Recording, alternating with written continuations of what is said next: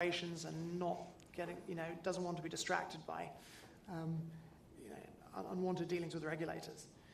But, somebody outside of the reach of the law, in Russia, say, right, just doesn't give a damn what American regulators think. And they will run all kinds of schemes to separate uninformed investors from their money, and it has been happening on an absolutely massive scale. Now, the way to address that is not by banging a drum and making all these noises about how anyone involved in crypto is going to go to jail and they're all in breach of regulations and so on. The way to address that problem is by, bringing in traditional financial organizations to provide some kind of quality control.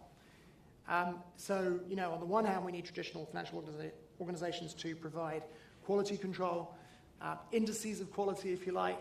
And on the other hand, of course, it is useful if regulators pursue, obvious frauds and egregious bad practices. But, just standing back and making scary noises about how everyone in the industry is doing bad things with tokens actually is very counterproductive for consumer investors. It just leaves them with no guidelines at all in an environment where some of the better operations are withdrawing, leaving them with worse choices. And I think they've started to realize this, actually, which is one of the reasons they're starting to encourage projects to come in and meet with them. And also we're seeing some states doing this, including states that have been issuing cease and desist letters.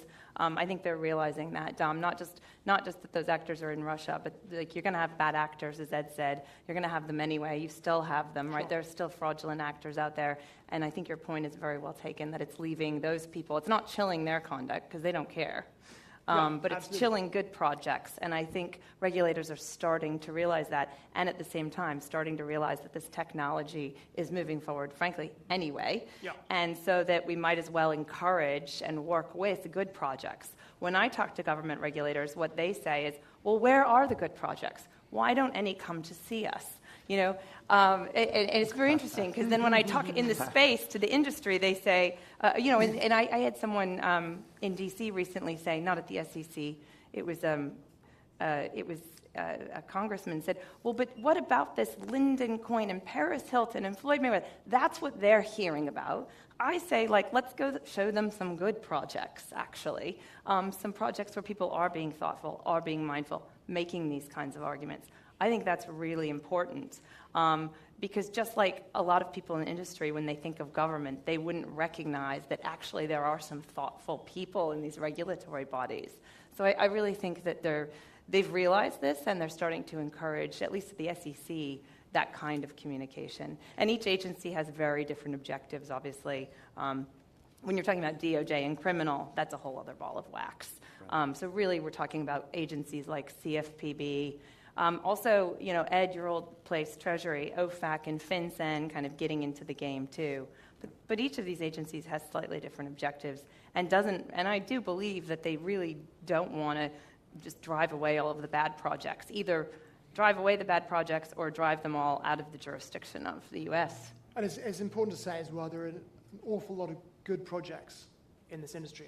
I would estimate that there's never been such an influx of amazing talent into any industry. And what you can't see behind the scenes, there are thousands of nascent projects being driven by very, very well-intentioned, brilliant people.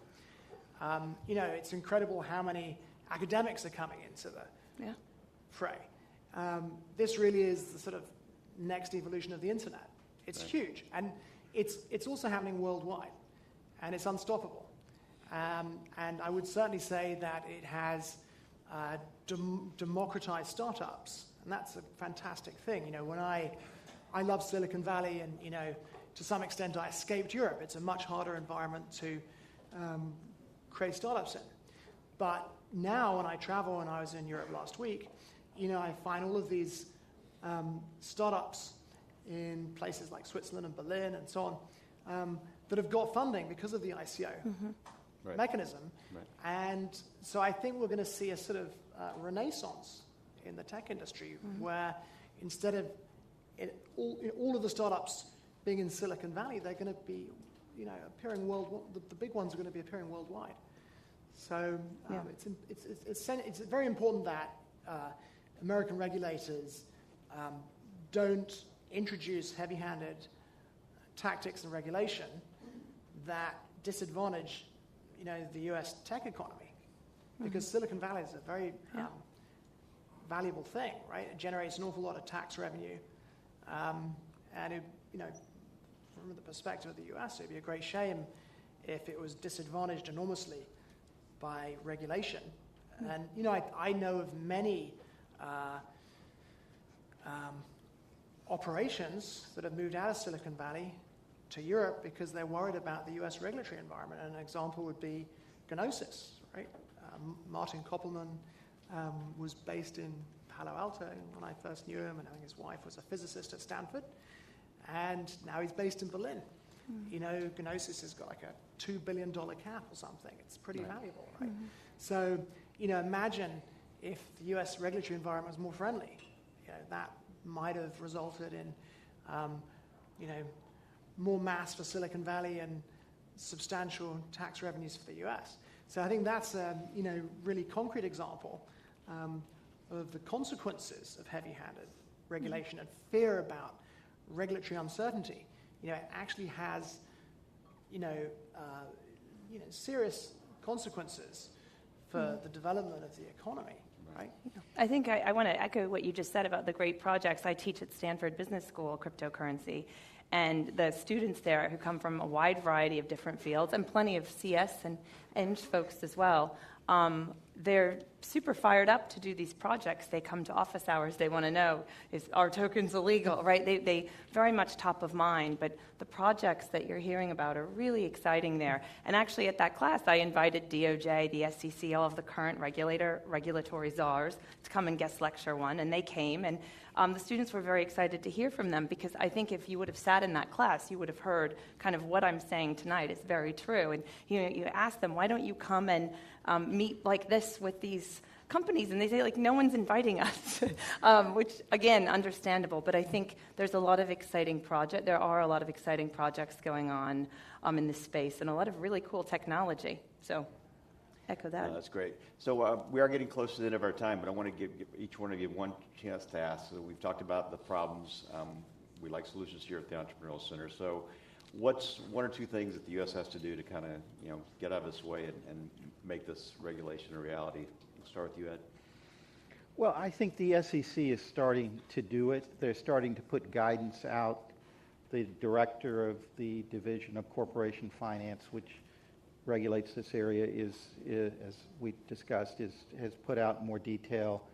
But I think what is really needed is a clear safe harbor for people to understand if they use these coins, how can they do it safely under the securities law. So there was confusion at what time in our investment history around private placements, and Reg D was developed to allow that. We need a Reg Crypto where the rules are clear, where people understand where the safe harbor is. Everyone wants to do the right thing, I understand, in this area. It is confusing, but these are laws that are fundamental to our economy and are fundamental to Silicon Valley and help Silicon Valley in many ways. Allow NASDAQ, for instance, to trade this year $11 trillion in securities will pass through our market alone. And that's a very liquid market. It's a very valuable market. It's based upon these laws. I think two things. I don't think we should have a crypto reg, because I think if you do it, it's going to be outdated within a year because the technology keeps changing so quickly. I do think, though, your point about we need guidance, formal guidance that people can rely on. And I think that comes in two forms. One, it comes in the forms of no action letters, which is a remedy that the SEC can give. So you can do no action letters and make those public. So we can see, oh, that's clearly on this side of the line. They're not taking action. We also need to see, ironically, more enforcement actions with spelled out against who and why. If you look at a lot of the enforcement actions to date, they've had allegations of fraud in them. I think every one has had an allegation of fraud. So I think we need more enforcement. I'm not advocating for enforcement actions. I'm saying we need more to understand, so people can understand, oh, this is that side of the line. Now the no action letters are this side of the line. I think that kind of formal guidance is what is going to give people comfort, rather than, as I'm saying, just coming and meeting informally. You want something you can rely on, and I think that's what we need. Dom? So, I'd like to see a mixture of light touch and heavy touch. So, echoing your sentiment, I think there are a lot of quite obviously shady projects out there, and, different agencies should go after them. Sometimes you don't even need securities law to go after them, right? I mean, there's things like the Trade Descriptions Act, or its equivalent in the US. I think that's a bit of UK regulation. But, if people are lying about what they're doing and putting up pages with fake teams and all that kind of stuff. We've been on some of those, haven't we? Yeah. I mean, there are existing laws, right, which can be brought to bear to, help push these guys out of business. And so anything that can be done to dissuade people from doing shady, bad things, I think is enormously positive. So, on the one hand, hopefully regulators can take a really light touch and allow, innovation to blossom, right? And make sure that, exciting companies don't leave the US.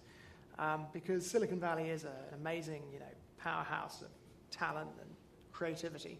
And it's very important that that's not harmed. So that needs a light touch. On the other hand, while regulation's catching up to the technology, which will probably take several years, I certainly think regulators will find lots of things to occupy them. Right? There's lots and lots of egregious and shady operations out there that probably do need to be curtailed. And so I would definitely encourage them to be bold and go after these people.